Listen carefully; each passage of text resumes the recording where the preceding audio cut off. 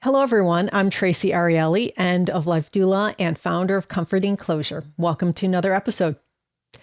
Today, we're stepping back in time to explore a period when mourning was worn on the body, grief filled the parlor, and people believed that death wasn't the end of the conversation. It was the beginning of a new kind of communication.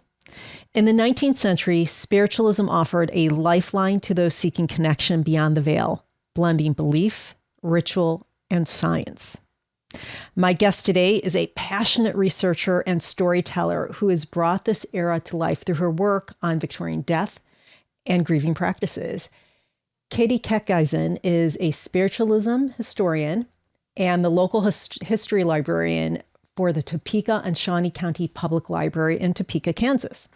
Together, we're going to explore how spiritualism took root, how it gave women an unexpected platform, and what it meant to live and mourn in a world where the dead were never far away. So grab a warm drink, find a comfortable seat, and join us for the conversation. Katie, welcome, and thank you so much for being here today. Oh, it's a pleasure to be here. Thank you so much for having me. Now, to start off, can you tell us how you became interested in studying Victorian era death? My undergraduate degree is in anthropology and forensic anthropology in particular. And I took a class on just cultural anthropology and learned all about the fear of death paradigm. And I had always been kind of the gothier girl growing up, more interested in the spooky stuff, kind of the little oddball things. And realizing that there was a way to align my passion for history and anthropology, and that there was a study of the stuff that I was interested in as well, it just kind of merged. And over time, like that's kind of the subjects I've been drawn to when I've done research in history. My graduate thesis is over a collection of skulls at the Motor Museum in Philadelphia. But when I was working in Texas, I was asked to come up with a little online exhibit around Halloween time that would kind of be kind of dovetail into the history of the site. And I started thinking about spiritualism because I had heard of it. I had listened to podcasts about it, but I'd never really delved into it. And as I say, I have fallen down a rabbit hole that I never came out of. I am just constantly on the search for new books and new research materials and new insights into spiritualism, both as it was back in the 1800s and 1900s and even into today. Yeah, it is a fascinating subject. It is. Now, in the Victorian era, how did people take care of their loved ones pre and post death? So pre-death, if you were supposed to, the ideal way to die was to be at home in your own bed, surrounded by your loved ones and your friends, each of whom you've had a chance to say your piece to say goodbye, some last words. And then at that time, all of the death care was done by people in the home. Typically women. It was women's work, which I think is an interesting take on death doulas. Now you have birth doulas, you have death doulas, typically a woman's field back then. And so you had your female relatives wash your body, prepare it, perfume it, because there was no embalming at the time, no way to preserve. And you were put in your best clothing. You were laid out in a coffin that maybe either you or one of your loved ones had made themselves, or someone you even knew in, like, down at the local furniture parlor, made coffins. And then you were laid out in the parlor of your home. And then people could come and pay their last respects. And the only time then you would leave your home was to go to the church or to the graveyard for the service and burial. So everything was centered around the home. There were no funeral parlors. There was no hospice. No, you didn't die in a hospital. That was actually seen as kind of not the thing to do. It was seen as kind of traumatizing if you died in a hospital. So it was it was definitely very much death was ever present. People experienced death at a very young age. Your grandparents would die in your house and you would be there to be a part of it. Um, and so it was just ever present. It was something that was not hidden away. It was not shied from. Um, and of course, for people that were religious, which a lot of people were at the time, they had that faith that the spirit went to heaven or the afterlife after death. So they had some comfort in that. So that was death, which is really similar to where death is going today. It I mean, it is. is people want a good death is living at home. Dying at home, telling people how much you love them before you pass away, and hearing people tell you the same. Yeah. And yeah, so very, very similar to today. How did people grieve back then? Because Yeah, it was almost its own industry, especially this was especially true after Prince Albert died, Queen Victoria's husband, in England. And she went into mourning after Albert died, and she never came out of it for the rest of her life. Which kind of, I mean, and she had set the trend for even white wedding dresses and wedding cakes. And so Queen Victoria was seen as a trendsetter, and a lot of people followed her. And so watching how she mourned the death of her husband, a lot of people latched onto that and started wearing black and started to, there was a whole, especially for women, there was a whole fashion industry that came up around death and grieving. So when you were in high mourning, you couldn't wear any sort of anything sparkly or anything that shined. So there were, I've seen them in museums I've worked in. There are little boxes of mourning pins. They're safety pins that you would use on your clothes, but they're matte black, so they wouldn't shine. They wouldn't catch the light. So everything was drab black, matte black, and then over time, over about a year, you would move through these stages of mourning, and you were then allowed to incorporate some more color back. Usually, first it was deep purple or deep blue, and then you could kind of just keep maybe like a black lace accent on your dress, or your gown or your hat. And then you would, after 1 year, it was you were out of mourning, and you could, if you were a woman, that was a time when you could, if you wanted to get married again, start courting other gentlemen. But it was very prescribed. The grief process, and was also very public.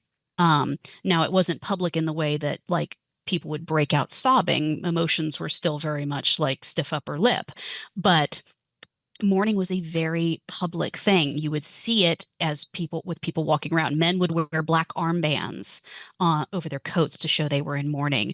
They would hang a dark wreath on the door of a home, or black crepe, to signify that this was a home that death had touched and there was mourning happening here.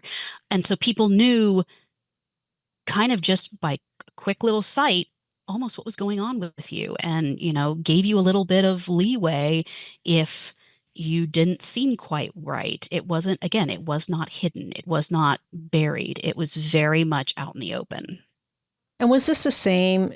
Where we mentioned Queen Victoria, England. Was Hmm. it this? And I'm sure it was the same here also. Yes. Was it? I mean, there's a big difference between New York and some small farm outside Hmm. in upstate New York, for Yeah, instance. Was it the same across all very these the areas? same. Okay. Now, if you were a woman working on a farm and your husband had died and you needed to very quickly become kind of the head, if your children were too young, um, you wouldn't go through it. I mean, you didn't have black gowns. You didn't have, the stages of grief gowns. You didn't, go to the modiste, or however they say it in Bridgerton, and get something new every time you moved. But it was still very much there was still something that would be worn or be placed on your house that would signify that you were in mourning. And of course, a lot of the communities were small back then too, and so everybody knew that, a local farmer had died, or the, blacksmith had passed away, because there would be, not just word of mouth, but then, they'd hang the black crepe or the flowers or whatever on both the business and the home. Mm. Now, for listeners who might not be familiar with spiritualism, how would you define it? And especially in context of the 19th century? Right. So I always say that what I focus on is what is called modern spiritualism, even though it began in the 1840s, because almost every culture has some aspect of communication with the dead in its lore or its culture, or its rituals. But modern spiritualism is the belief that the dead have passed on, but they are still very much themselves. They still look like themselves. They still speak like they did, and they are just beyond the veil, as they would say. And they can be easily communicated with, usually through a medium or through automatic writing or through a Mm. table tipping session. Um, and they could communicate just as easily as you and I are communicating with one another. Now, there's always been some type of spiritualism, right? Going back Hmm. to when we started thinking about death, right? Hmm. Way back. But all of a sudden, the 19th century, mid 19th century, spiritualism became really big. What happened in American society that allowed spiritualism to take hold so quickly during this time frame? Well, it started with the Fox sisters, which, if your listeners aren't aware, the Fox sisters, Maggie and Kate, were two preteen girls in upstate New York. And in 1848, they began what they said was communicating with a spirit in their home through rappings and knockings. And for whatever reason, this hit at such a time that it grew like wildfire. Maggie and Kate soon took their, rapping and knocking spirit communication basically act on the road. They were performing in opera houses and in front of packed, audiences. And they really lit a fire under people. It really caught hold. It was a time when there was a lot of new religious movements coming out of the same area in upstate New York, which was known as the Burnt Over District. So you have, you know, the Church of Jesus Christ of Latter-day Saints came out of that same area. The Shakers came out of that area. Um, so you had a lot of these kind of very fervent spiritual movements that were all in this, in this kind of little microcosm of upstate New York. And it's many of them spread very far, and we still talk about them today. But spiritualism really took off, I think, because there was a lot of things happening culturally at the time that had people grappling with their faith.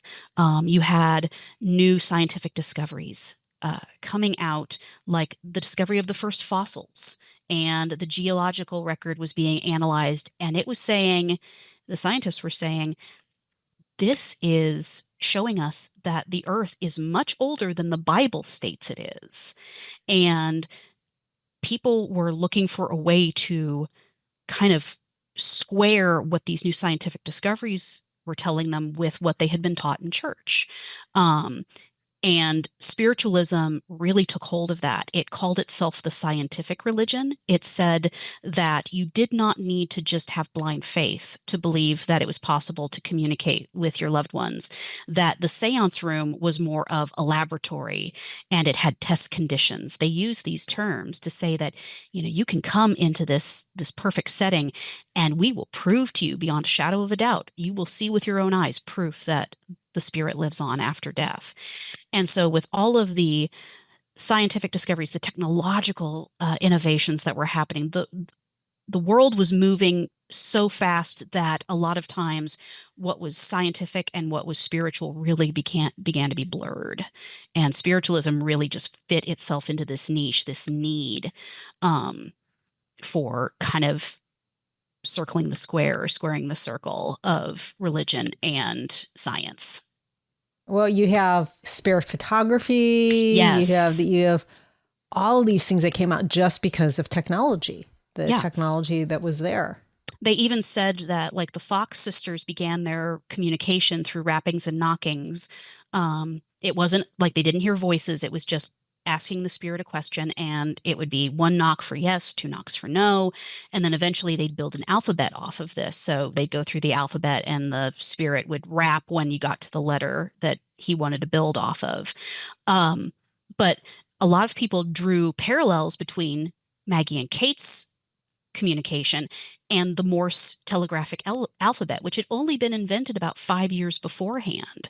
And so a Mm. lot of people that were involved in spiritualism began to call this the spiritual telegraph, that a seance or a table tipping session or whatever was the spiritual telegraph between the living and the other side.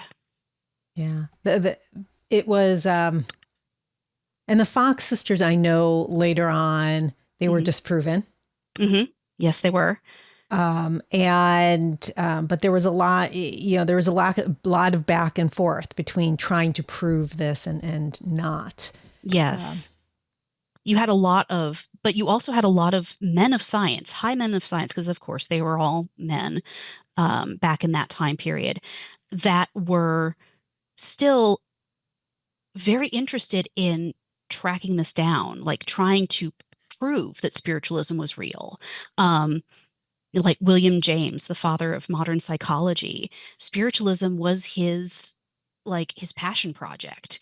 And he spent so much time trying to find proof that this force, this spirit that lived on after was true. Like he was an ardent student of spiritualism and trying to prove that it was real. There were these men that had made major scientific contributions that were very involved with trying to also prove spiritualism, trying to find, not trying to debunk spiritualism necessarily, but trying to find that there was the scientific proof of this. And you had like the Association for Psychical Research that came out of both Britain and America. There were two branches of it. And again, these were, doctors, these were researchers, these were people that had made major contributions to scientific advancement. And they were also involved in going out and observing seances or mediums at work and kind of documenting what they found, trying to, again, figure out if they were frauds or not, but, putting them up through rigorous test conditions, that sort of thing. And, you know, more often than not, there were people that they could not disprove their talents, their gifts.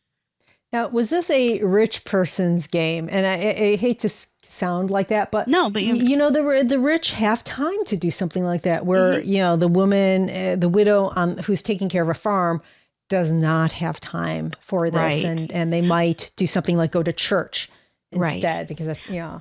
Well, the fascinating thing with spiritualism, I think what made it very popular in America was that spiritualism kind of touted itself as the belief system of radical individualism, which was very, I mean, in America, that is still a very popular thing. Yeah. Everybody wants to do it themselves.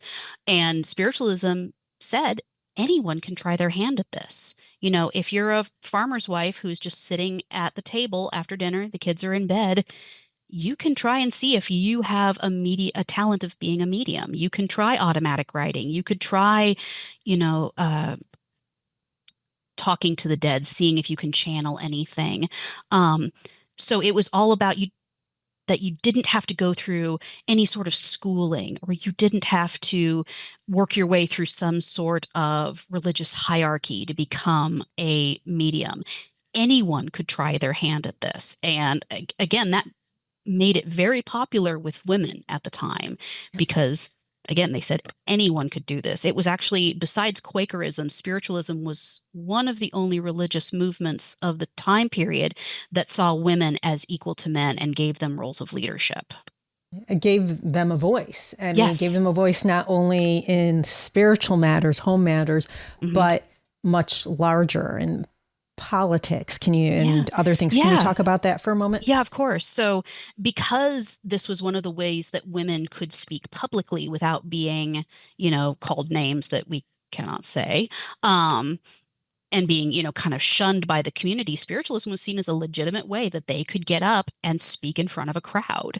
And women used this, whether they had a gift or no, they would use this to kind of champion their own ideals, their own thoughts, their own causes. So things like prohibition, temperance, you had them championing abolition of slavery, women's rights, the right to vote. They were using their spiritualism kind of soapbox to say these messages about supporting these causes. And if anyone, came up and said, well, you can't say this. How dare you say this? This isn't something you can, say in public, or that's not a very ladylike thing to say. Uh, the woman could simply be like, it's not me. These aren't my ideas. I am simply the conduit for the spirits on the other side. This is their message. Don't shoot the messenger. Um, and so they would use this platform to very much champion these ideals and get them in front of people. You had women like Victoria Woodhull, who is one of my favorites. She was very much a leader in the spiritualist movement, one of the more well-known ones. And she was actually also the first woman to run for president. And she championed ideas of, again, prohibition and temperance and the women's right to vote. But she was also very big about free love, which was the one that made her very scandalous, she had a couple of husbands and lovers and was not embarrassed to say this. Good. But she was, kind of lampooned in the press as Mrs. Satan, for her ideals. One of my favorite, there's a Harper's Magazine political cartoon of her that I show when I give my talks on spiritualism that shows her done up. It's very Maleficent vibes. Like she's got devil horns and big wings and then this Victorian dress. And there's a woman on this rocky mountain road behind her that looks like she's heading up towards the peak. And Victoria Woodhull is standing there and she's got her like scroll that says, spiritualism, votes for women and free love. And the woman is wearing rags. She's holding a baby. She's got a toddler strapped to her hip, just kind of hanging there, which is weird. And then she's carrying her very inebriated husband on her back. Hmm. And the caption of this cartoon is the woman with heavy burden. That's what it says, I'd rather follow the hardest road of matrimony than follow in your footsteps. Hmm. Hmm. And the joke I always make is like, well, I've got two toddlers at home, so sometimes Victoria Woodhull's path looks pretty good to me. But Yeah. there was still pushback against this, that even though spiritualism was seen as an okay way that women could kind of make money for themselves doing readings or, go up in front of an audience, there were still many, many people who lampooned them in the press and who cast aspersions and said, the women who are mediums or who are involved in spiritualists are incredibly like unattractive and manly and, lacking in femininity. Which is funny because on the other side, if you believed in spiritualism, they said that women made the best mediums because of their like highly delicate and sensitive nervous systems, which again is both sides are eye roll, but you had that was the push and pull of it. Katie, unfortunately, things haven't changed a lot, have they? No, they have not. No, they have not. I can at least get up and talk in front of people about this and not be called unladylike names, but no, yes. That's funny. So you have that, and we'll get back to that, but I want to set a time frame also. So this is before the Civil War, and then the Civil War happened, and the idea of a good death had to change. And I know that I've talked about this before on my program, how in the Civil War, people were dying away from home. I mean, tens of thousands of sons and men were dying. Yes. And people wanted their bodies back. I mean, even today, we spend hundreds of millions of dollars each year to try to locate and bring back our missing MIAs, POWs from World War II on. I mean, so that tells you how important it is for us to get our loved ones back. Mm-hmm. So you have this, and then you have the rise of the funeral industry, and you have embalming also that become very popular due to the Civil War and Abraham Lincoln's death. Mm-hmm. Yes. What did that do to the spiritualist movement? I think it really lit a fire under it. I think that from 1848 to the 1860s, as you're heading into the 1850s, it's starting to wane a little bit, interest in spiritualism. It's had its like 20 seconds of fame, and people are just kind of like, okay, this is just yet another kind of religious movement that's happening. But the Civil War, I think without the Civil War, we wouldn't have spiritualism continue as it did. Um, like you said, because the death and dying was at such a rate that people could not comprehend it. And it was people dying in places that were so far away from home, so far away from their loved ones, in places they'd never even seen before. And due to the advancements in war technology, they were dying in ways that people had never comprehended before. You've got the Gatling gun, you've got, shrapnel, you've got all of these ways where it's not just, you might not have the whole body at the end of the day. And also, the whole idea of burials during this time period, I mean, was a whole mess that the government had to contend with, was burying the dead from the battlefields. And so you're not going to have individual graves. You are going to have communal, large open pits because that's the quickest way to deal with it so that it doesn't spread disease, it doesn't, encourage looting. Um, and so you might not have an actual grave to go to. It's just your son, your brother, your father, somewhere in this area. If you knew that much, this is a time before dog tags. So you wouldn't have, a systematic way of identifying people. You would have to just kind of know. And if you were lucky, you might get a letter from his commanding officer or his friend who says, I saw him fall and we buried him beneath a peach tree in the orchard or whatever. Um, but that was only if you were very lucky. And then you would get the body back only if you were very rich, because it costs so much to either hire someone to go down there and find the body months, perhaps years afterwards, and hope that everything has kind of stayed the same, and that the description of where the person was buried was accurate. And then they would have to ship the body back. And usually it was at a point where it could not be embalmed anymore. And so it was like, the casket had to be very sturdy and very airtight. Um, and so your loved one, more often than not, for most Americans, their loved ones were buried in a mass grave in a place they would never have a chance to see unless they had money to travel there. And so this just upended the whole death, dying, and grief process. Again, that idea of a good death was stripped away.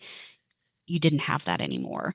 And you could still go through grieving with, like, the mourning weeds, a widow's weeds, or hanging a wreath on the door, but it wasn't the same. You didn't have that sense of closure of having been there and walked that path of death with them. Um, and so a lot of people turn to spiritualism in order to get that last message that would have been given at a bedside normally, to get that, confirmation that their spirits were on the other side, that they were at peace, that they were happy. Just, I think of it as like, if you were a mother or a sister or a wife at that time period, how much weight might be lifted off of your shoulders to hear that your loved one, even though they are not here anymore, was at least okay. And so people just latched onto this. It was a way of a lifeline almost of for the for grief and for the death and dying at that time period. And it just kind of springboarded from there, because then after the Civil War, you have people, you know, migrating west and you might never see them again. You have people immigrating from over in Europe where spiritualism had spread to. And so they're leaving behind families and you might never see them again. So with this culture and this sense of everything is speeding up, everything is going faster, it's broadening. You're not spending decades in little family villages anymore. It really became the way that people could connect to a loved one that had died that they hadn't talked to in however long. Well, that's so interesting. So we have the Civil War that happens and Hmm. spiritualism as a result of that. I'm so curious, do we see similar things like when we've World War One and then Yes. World War Two? Hmm. And now how rapidly everything, so we have the war side of it, but then we have technology, right? And how people are Yes. moving all over the place. And Yes. so do we see a recurrence or a reemergence Yes. for all of these wars? Yeah, I say that it's almost like you're riding a roller coaster. Yep. Spiritualism comes and goes in waves, and it never fully dies out in between. It just becomes more of like a parlor trick or something you'd play at parties. You get the Ouija board out and, sit around, or you do table tipping with your friends. But again, it is reushered in as you know, a serious almost thing when World War One breaks out. Mm-hmm. Especially, this is when, I mean, spiritualism had taken hold over in England and Europe, but this really cemented that for them. That was almost like their civil war, because again, you have young men and boys dying in horrific, unimaginable ways up to that time. Or being mutilated with gas or shrapnel, or, airplanes, or even being brought into warfare. And it's all being done in France, thousands of miles away from where you are. And this is another instance where you know, you might not have a body. It gets buried in the trenches when new trenches are dug, or it just gets obliterated by bombs or whatever. Um, and so Americans and people in Europe really turned to spiritualism. This was a time period when Sir Arthur Conan Doyle, the creator of Sherlock Holmes, r- really goes on the kind of campaign for spiritualism. He had been an ardent spiritualist even before he had written Sherlock Holmes. He was very interested in it when he was in his 20s and had made it kind of his lifelong passion, but he used his popularity from being Sir Arthur Conan Doyle to champion the ideas that spiritualism was very real and a very legitimate way to contact your loved ones and know that they were at peace. And he actually would go on speaking circuits around the world with his wife, who was also kind of dabbled in mediumship, Lady Jean. And she and he would go around the world, and they would attend seances, and then he would get up on stage and talk about the messages he had received from the other side at these various seance tables or from various mediums. And the story that I like to tell is he believed in it so much, and it was something that even touched him with World War One. His brother had died in the Mm. war, and his son was a victim of the influenza epidemic that broke out shortly after the war was over. Um, and the story goes, it's apocryphal, but the story goes that Sir Arthur Conan Doyle got the telegram that his son had died of the flu right before he was to go out on stage and give one of these lectures on spiritualism. And he did not cancel the lecture.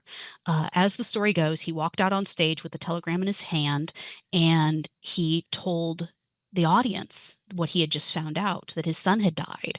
And everyone in the audience was very moved and kind of shocked that he was still coming out to talk. And Sir Arthur Conan Doyle held up his hands and said, "Not to worry, not to worry. My son lives." That is how Mm. ardently he believed in this. And he went to his grave speaking about spiritualism and believing very, very strongly that it was real and that it was possible. This is a person's way of trying to make sense Hmm. of death and life, right? And we Yes. have the same thing with heaven Yes. and with religions. All religions do this in Yes. some capacity. Now, I know that spiritualism evolved a little bit differently in the southern states than from the northern states. Mm-hmm. And didn't it get absorbed more into like evangelical Christianity down Yes. in? Yeah. So when I was in Texas, I was living in Austin, and I kind of looked a little bit at, well, was this different? Because even back then, religion was different down in the South than it was in the North. I mean, obviously, culture was different. Um, and so, how was this kind of, I mean, I guess nowadays we call it kind of a woo-woo thing, would translate down in the South.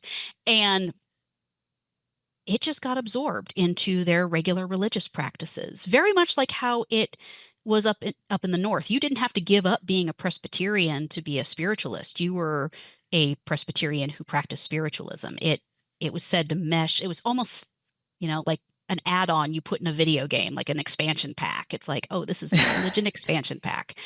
Um, but you get this, Spiritualism, the yeah, expansion pack to every religion. I to like every that. religion. Um, And but in the South, for sure, at this time period, you've got a lot more of tent revival movements starting. You've Yeah. got people that are more itinerant preachers, especially because in the more rural communities, you didn't just have necessarily a preacher that could dedicate himself to one church, one town.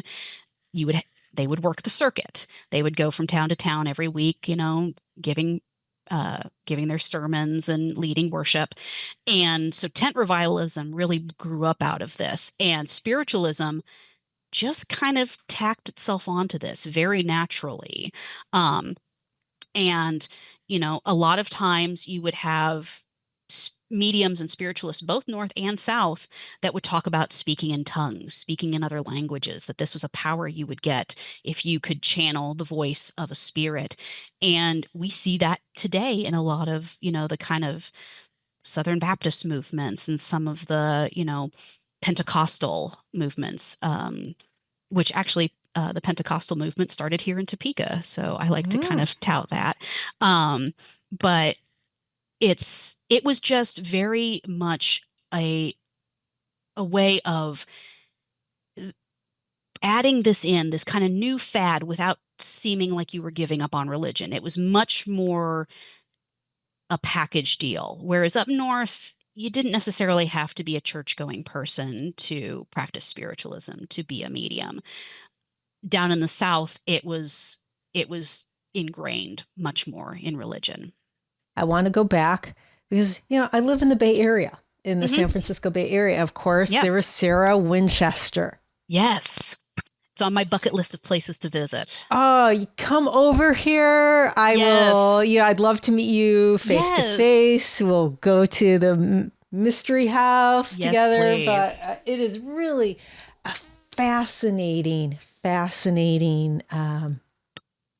For those who don't know about Sarah Winchester, the Winchester guns, a lot of Hmm. people, a lot of our boys died Hmm. during the Civil War because, using or by the hand of someone who was using a Winchester gun. And Yes. so there was a lot of guilt that she felt. And Yes. when her husband died, she felt like she was cursed.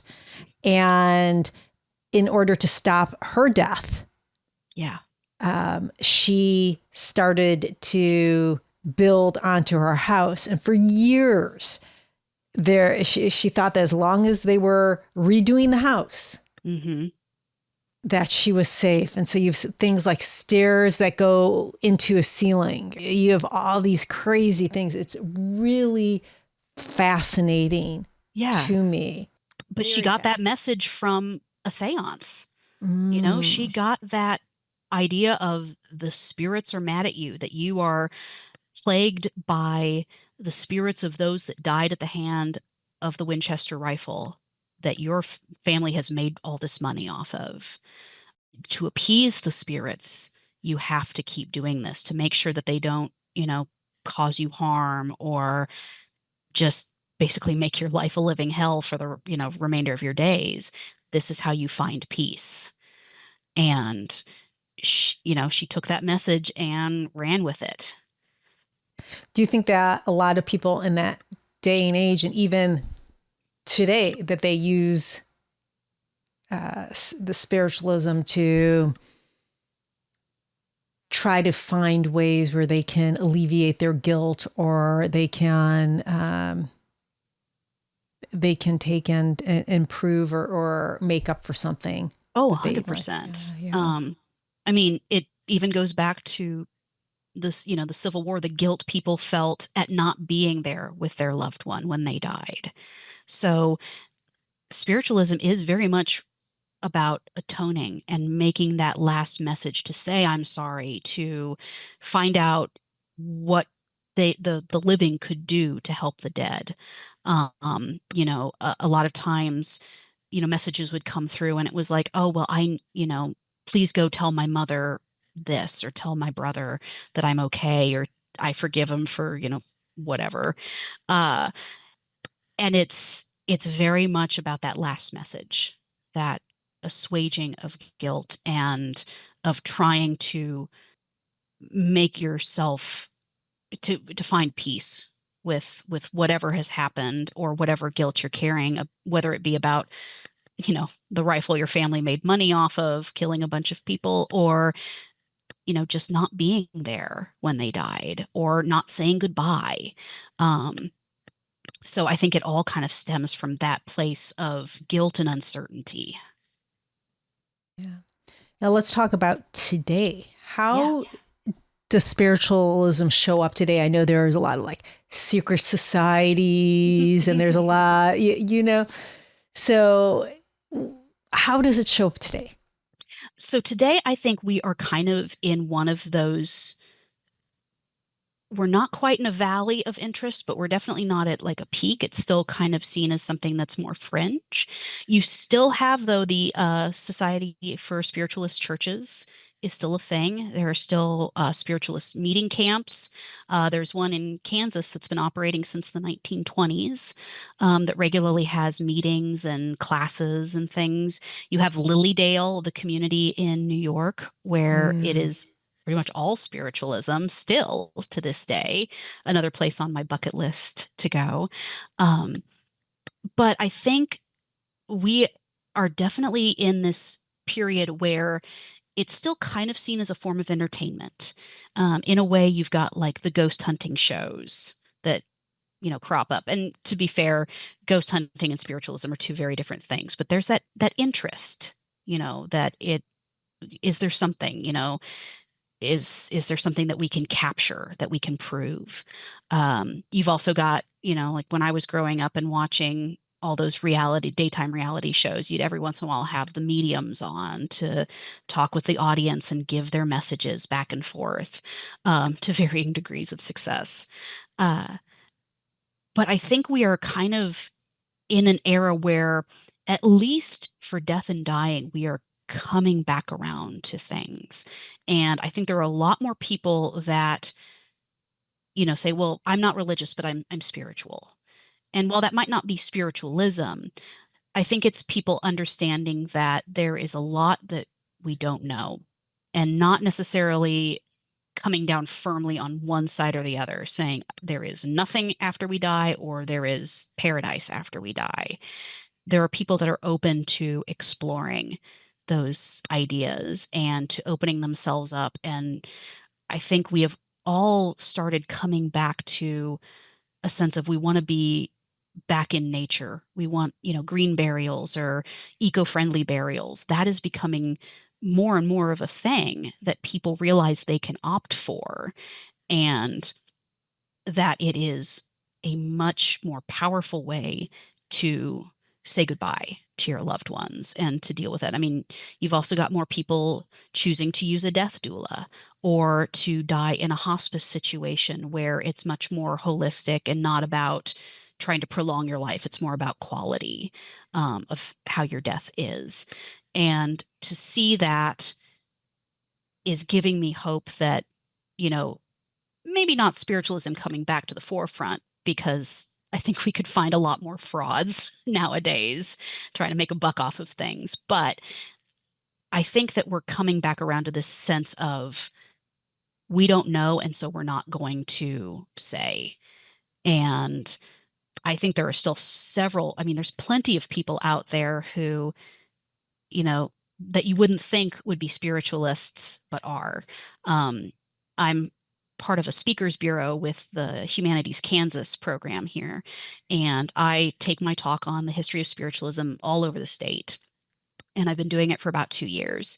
And I go out to these small little towns out in Western Kansas where sometimes I worry, oh, are they going to, run me out of town on a rail for what I'm talking about? Say, oh, well, she's a witch or whatever.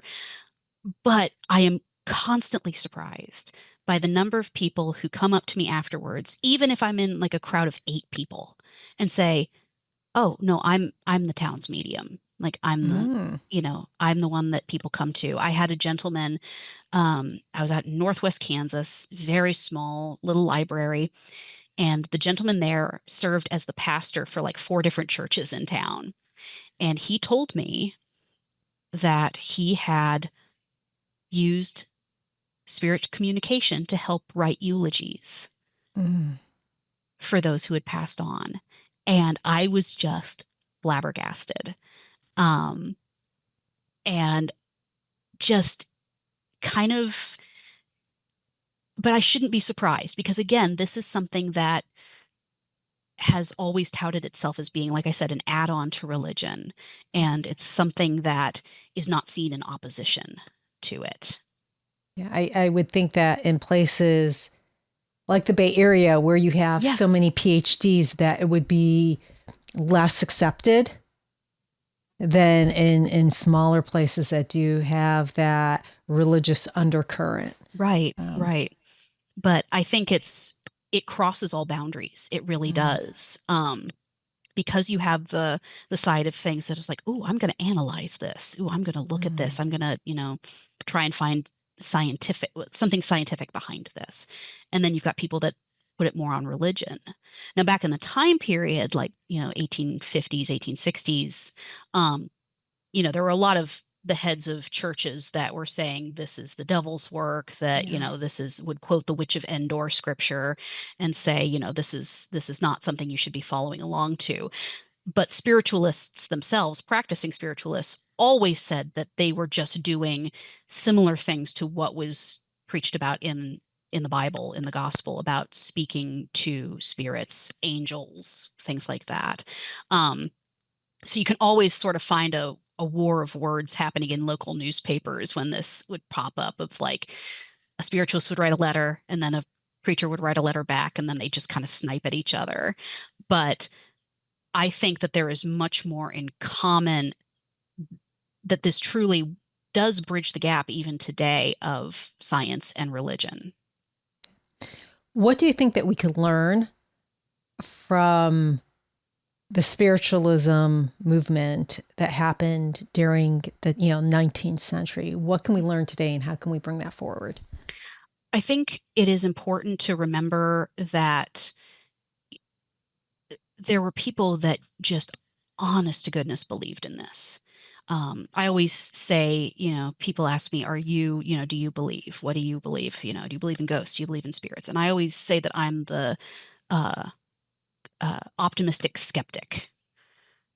You know, I do want that scientific proof. I'm a scientific person, but I have felt vibes. I've felt, I've worked in places that had just kind of interesting feelings attached with them. But, and I drag my poor husband to every haunted bed and breakfast that we can go to, hoping that something will happen, and poor guy is just scared out of his mind. Um, but, uh, I think it's important to remember that even though we might think of this as more like, oh, this is just something that, people do for fun, or this is just a form of entertainment, this is just a TV show, that there were and are still people that genuinely believe in it. And if it, to me, whether or not it's real, it doesn't matter. It is what helps you through your grief, what helps you as you work through life without your partner, without your parents, without a child. And if it helps, go for it. Um, I tell a story in my talk of a mother who lived in Kansas. They were a prominent banking and ranching family, and her son was a playwright and an actor, and he had, you know, not really made a name for himself on the world stage, but he was locally known. And unfortunately, he had committed suicide uh, when he was rehearsing a play of his down in Oklahoma. And of course, the family was just racked with grief. And his mother began to try automatic writing. And her diary of her attempts is actually at the Kansas State Historical Society. And I read through this, and not only is it absolutely heartbreaking, but it's fascinating because you can watch as, at first she asks questions, and then under her questions are where the answers are. And at first it's just scribbles, there's nothing there. And then about a couple of weeks after she first starts, the first word comes through, and it's mother. And then over time, the the communication gets more and more legible, more and more understandable. And often her son, Charlie, is speaking through a spirit guide, which was a very, it was a thing that was used by mediums as a way to talk to spirits that might not have been on the other side long enough to have gotten the feel of things yet. And so the spirit guide, William, would kind of act as an interpreter between her son and the mother. And, he talks about how beautiful the other side is and how much he misses everybody, but how happy he is. He's putting on plays on the other side. And he does ask his mother to come and join him. And in one exchange, she says, "I can't come until I'm called, dearest." And he answers, "Yes, you can, mother, just like I did," which is kind of both terrifying and heartbreaking. And then over time, it's almost like if you've ever read that book, Flowers for Algernon, where the young boy has like a mental disability and he can't write so well. And then he gets this injection and then he's brilliant and then it wears off. And this same thing is seen in her diary. The communications last about 2 years over about 120 sessions or so. And it pretty soon gets into William, the spirit guide, saying, "Oh, I'm sorry, Charlie's not here now, but he'll come later." Or, "Charlie has gone, I'm sorry, but he'll come back. He's busy." And then it kind of just stops. And I always tell people that whether or not this is true, whether this is an actual document of spirit communication or not, it doesn't matter.